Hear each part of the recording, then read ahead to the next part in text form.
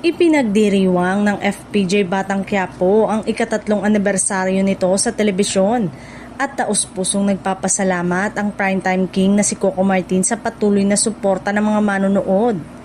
Sa kabila ng mga pagbabago ng time slot at pag-ere sa iba't ibang platform, nananatiling matatag ang serye at patuloy na lumalaban sa ratings at online views.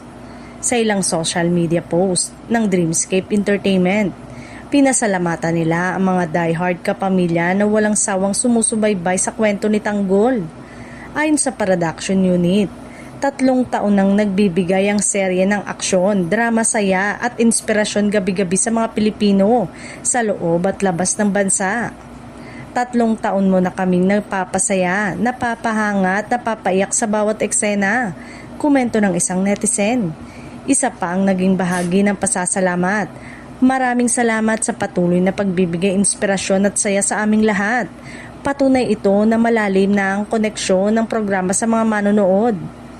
Bilang bahagi ng pagdiriwang, handog ng serya ang makapigil hiningang bakbakan sa pagbubukas ng linggo. Haharapin ni Tanggol ang isang panibagong misyon na maaaring tuluyang magbago ng kanyang buhay. Isang desisyong maglalagay sa kanya sa alanganin. Sa pagpasok ng ika-3 taon ng serye, mas lalo pang lalawak ang mundo ng Quiapo dahil may mga bagong karakter na papasok na siguradong magbibigay ng panibagong kulay at intriga sa kwento. Ayon sa mga teaser, may mga bagong kaalyado at bagong kaaway na hahamon sa pamumuno at prinsipyo ni Tanggol. Ang pagdating ng mga bagong personalidad ay inaasang magpapabago sa takbo ng kapangyarihan sa lungsod at magdadala ng mas matinding drama at aksyon na mas ikinaaabang ng mga manonood gabi-gabi.